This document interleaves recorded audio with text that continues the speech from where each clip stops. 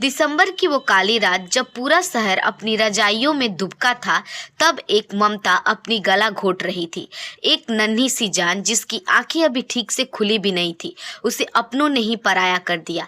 कूड़े के ढेर में जहां बदबू और गंदगी का राज था, वहां एक मुस्कान लावारिस पड़ी थी।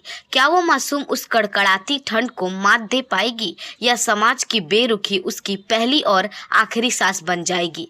रात के करीब 2 बज रहे थे। शहर के पॉश इलाके की एक सुनसान सड़क पर एक महंगी गाड़ी आकर रुकी। गाड़ी से एक औरत उतरी जिसके चेहरे पर नकाब था और हाथों में मखमली चादर में लिपटा हुआ कुछ था। उसके कदम डगमगा रहे थे, लेकिन इरादे पत्थर के थे। उसने इधर उधर देखा और सड़क के किनारे रखे नीले रंग के बड़े कूड़ेदान के पास पहुंची। मखमली चादर के अंदर से एक नन्ही सी सिसकी गूंजी। उस औरत के हाथ एक पल के लिए कांपे। उसकी आंखों में आंसू आए, लेकिन तभी उसे समाज के ताने और अपनी इज्जत का ख्याल आया। उसने बिना सोचे समझे उस मासूम जान को कूड़े के ढेर में रख दिया और पलटकर अपनी गाड़ी की तरफ दौड़ पड़ी। गाड़ी तेजी से निकल गई। पीछे छोड़ गई तो बस उस बच्ची की चीख, जो हवा के शोर में कहीं दब कर रह गई। शहर के दूसरे कोने में एक 60 साल का बुजुर्ग रहता था, जिसका नाम था नेकी राम। नाम नेकी था और काम भी वैसा ही था। वह कूड़ा बीनकर अपना पेट पालता था। उसकी अपनी कोई औलाद नहीं थी। पत्नी बरसों पहले साथ छोड़कर जा चुकी थी। एक टूटी हुई झोपड़ी और एक फटी हुई बोरी, बस यही उसकी कायनात थी। उस रात ठंड बहुत ज्यादा थी। नेकीराम अपनी फटी हुई शॉल लपेटे, हाथ में टॉर्च लिए कचरे के उस बड़े डिब्बे की तरफ बढ़ा। उसे उम्मीद थी कि शायद किसी अमीर घर का बचा हुआ खाना या कोई पुराना स्वेटर मिल जाए। जैसे उसने टॉर्च की रोशनी कूड़ेदान पर डाली, उसे कुछ चमकता हुआ दिखा। वह उस मखमली चादर की चमक थी। नेकीराम ने जैसे ही उस चादर को हटाया, उसके होश उड़ गए। गंदगी और मक्खियों के बीच एक बेहद खूबसूरत बच्ची पड़ी थी। ठंड के मारे उसका शरीर नीला पड़ चुका था और उसकी आवाज तक निकलनी बंद हो गई थी। नेकीराम के हाथ कांपने लगे। हे भगवान, ये कैसा कलयुग है? लोग पत्थर के हो गए हैं क्या? उसने तुरंत उस बच्ची को अपनी छाती से लगा लिया।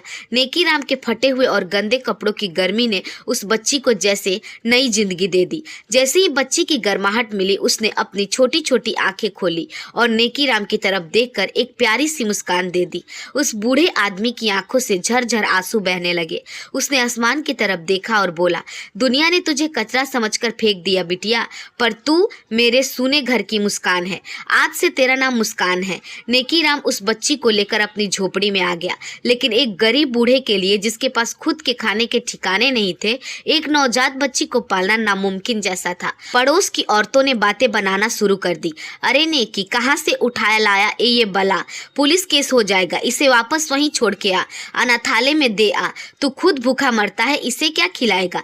नेकीराम ने अपनी झोपड़ी का दरवाजा बंद कर लिया। उसने अपनी गुल्लक तोड़ी और दूध का एक छोटा पैकेट लेने निकल पड़ा, पर उसे नहीं पता था कि जिस औरत ने उस बच्ची को फेंका था, वो बहुत रसूखदार थी और अपनी इस गलती के निशान मिटाने के लिए किसी भी हद तक जा सकती थी।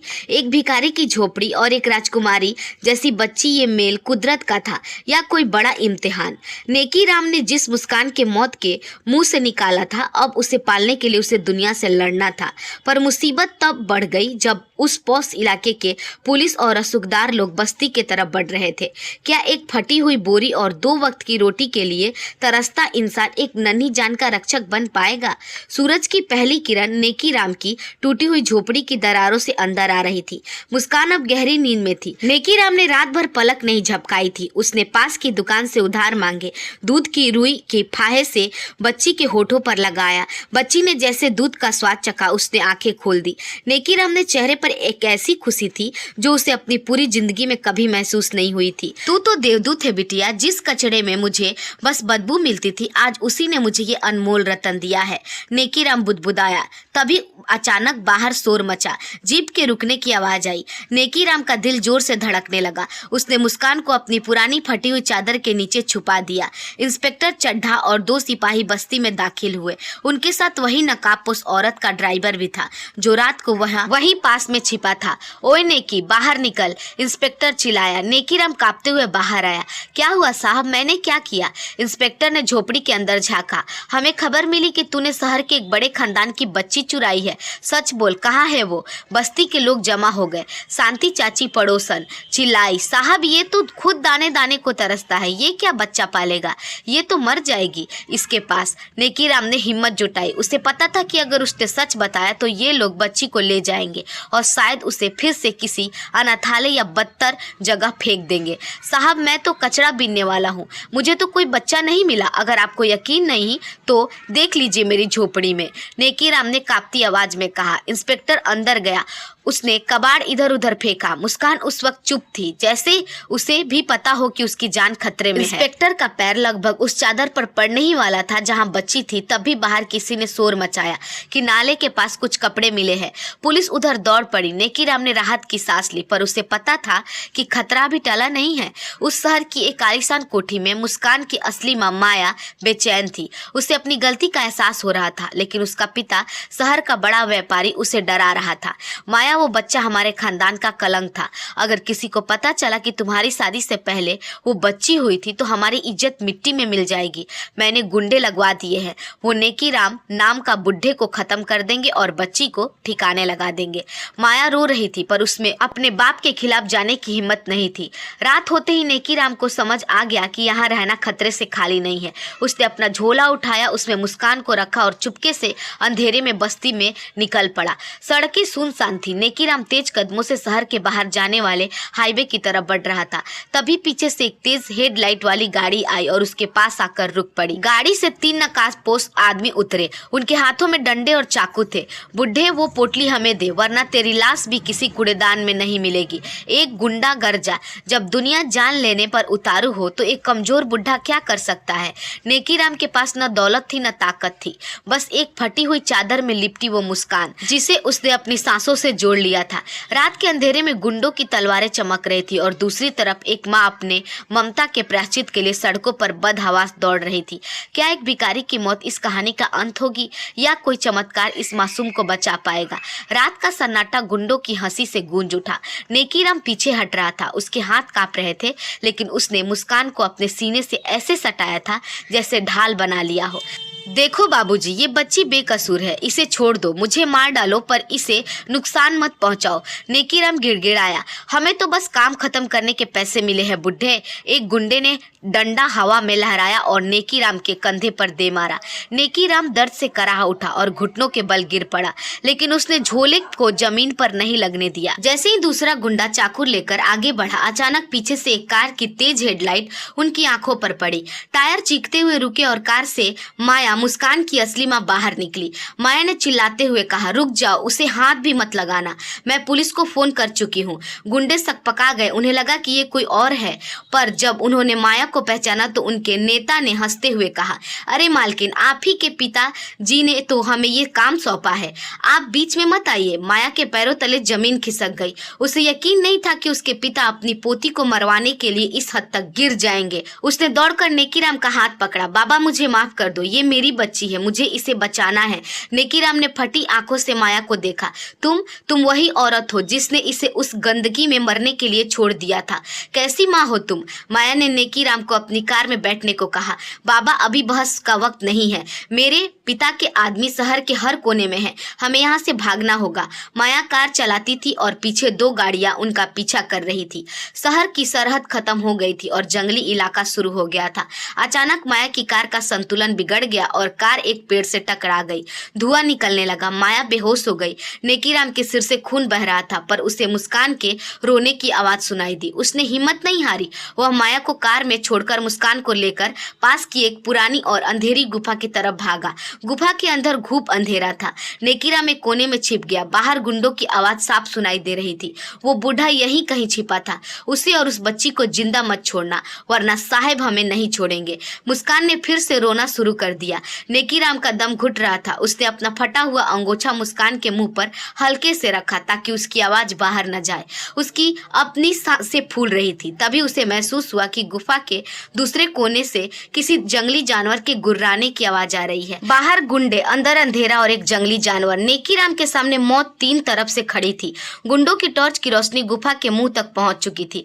एक गुंडा अंदर कदम रखने ही वाला था कि तभी गुफा के अंदर से एक भयानक दहाड़ गूंजी। उधर माया को होश आ गया था और उसने देखा कि उसके पिता की गाड़ी भी वहीं रुकी थी। उसके पिता के हाथ में एक रिवॉल्वर थी। मौत जब चारों तरफ से घेर ले तो केवल चमत्कार ही बचाता है। गुफा के अंदर दरिंदे, इंसान और अंदर के जंगली जानवर नेकीराम के पास बचाने के लिए अपनी जान नहीं बल्कि वो मुस्कान थी जिसे उसने कूड़े के ढेर से चुना था। क्या एक बेबस माँ अपने पिता के पापों का प्रायश्चित कर पाएगी या आज इस मासूम की मुस्कान हमेशा के लिए खामोश हो जाएगी? गुफा के अंदर से आई दहाड़ ने गुंडों के पैर रोक दिए। टॉर्च की रोशनी में उन्होंने देखा कि गुफा के एक कोने में एक जंगली लकड़बग्घा खड़ा था जिसकी आंखें अंधेरे में चमक रही थी। नेकीराम दीवार से सटकर खड़ा था। उसने मुस्कान को अपनी दोनों हाथों से हवा में उठा लिया ताकि जानवर उस तक न पहुंच सके। बाहर से माया के पिता रसूखदार व्यापारी चिल्लाए, अंदर आओ, डरो मत, मार डालो उस बुढ़े को। जैसे ही एक गुंडे ने अंदर कदम रखा, नेकीराम ने अपनी पूरी ताकत से एक बड़ा पत्थर उस जानवर को तरफ फेंक दिया। जानवर डरने के बजाय गुंडे पर झपट पड़ा। गुफा में चीख पुकार मच गई। उसी अफरा तफरी में नेकीराम एक छोटे से रास्ते से रेंगते हुए गुफा के दूसरी तरफ से बाहर निकल आया। बाहर निकलते ही नेकीराम का सामना सीधे माया के पिता से हुआ। उन्होंने बंदूक तान दी। बहुत खेल खेल लिया तूने भिखारी, अब ये बच्चा मुझे दे दे वरना तेरी लाश यहीं सड़ेगी। तभी माया दौड़कर बीच में आ गई। नहीं पिताजी, अगर आपको गोली चलानी है तो पहले मुझे मारिए। मैंने इसे एक बार कूड़ेदान में फेंककर अपनी ममता का कत्ल कर दिया है, अब दोबारा ऐसा नहीं होने दूंगी। पिता का चेहरा गुस्से में लाल था। हट जा माया, ये कलंक है हमारे खानदान पर। जैसे ही उन्होंने ट्रिगर दबाया, माया ने नेकीराम को धक्का दे दिया। गोली माया के कंधे को छूती हुई निकल गई। उसी वक्त पुलिस की गाड़ियां सायरन बजाती हुई वहां पहुंच गई। इंस्पेक्टर चड्ढा, जिनका जमीर जाग चुका था, माया के पिता को चारों तरफ से घेर लिया। माया के पिता और गुंडे गिरफ्तार कर लिए गए। पुलिस ने नेकीराम के पास आकर कहा, बाबा आपने जो किया वह कोई फरिश्ता ही कर सकता है क्योंकि इसकी माँ ने इसे छोड़ दिया था। माया रोते हुए नेकीराम के पैरों में गिर पड़ी। बाबा मुझे मेरी बच्ची दे दीजिए, मैं दुनिया के सामने कबूल करूंगी कि ये मेरी बेटी है, मैं इसे अपना नाम दूंगी। नेकीराम की आंखों में आंसू थे। उसने मुस्कान की तरफ देखा जिसने नेकीराम की उंगली पकड़ कर रखी थी। नेकीराम ने धीमे से कहा, बिटिया तुम्हारी असली माँ तुम्हें लेने आई है, अब तुम्हें कूड़े के ढेर में नहीं महलों में रहना होगा। माया ने बच्ची को गोद में लिया और नेकीराम को अपना साथ चलने को कहा। बाबा आप भी हमारे साथ चलिए, आप ही इसके असली पिता हैं। लेकिन नेकीराम ने मुस्कुराते हुए मना कर दिया, नहीं बिटिया, मेरी जगह गलिया में है, मैंने तो बस अपना फर्ज निभाया था। बस एक वादा करो, जब ये बड़ी हो जाए तो इसे उस कूड़ेदान के पास ले जाना जहां ये मुझे मिली थी। इसे बताना कि दुनिया में नफरत बहुत है पर इंसानियत अभी मरा नहीं है। नेकीराम अपनी फटी हुई बोरी उठाकर अंधेरे में चल पड़ा। मुस्कान अपनी माँ की गोद में थी पर उसकी नजर दूर जाते उस बूढ़े को ढूंढ रही थी। इंसान बड़ा अपनी दौलत से नहीं अपनी नीयत से होता है। एक अमीर ने अपनी इज्जत बचाने के लिए ममता को कचरे में फेंक दिया तो एक भिखारी ने कचरे में भगवान को पा लिया। अगली बार जब आप किसी गरीब को देखें तो याद रखना, शायद उसके फटे हुए कपड़े के पीछे एक फरिश्ता छिपा हो। दोस्तों उम्मीद करती हूँ आपको यह कहानी अच्छी लगी होगी। अगर हमारी कहानी आपको पसंद आई हो तो हमारे वीडियो को लाइक और चैनल को सब्सक्राइब जरूर कीजिएगा और बेल आइकन को दबाना ना भूलिएगा ताकि हमारी कोई भी कहानी आपसे मिस ना हो। धन्यवाद।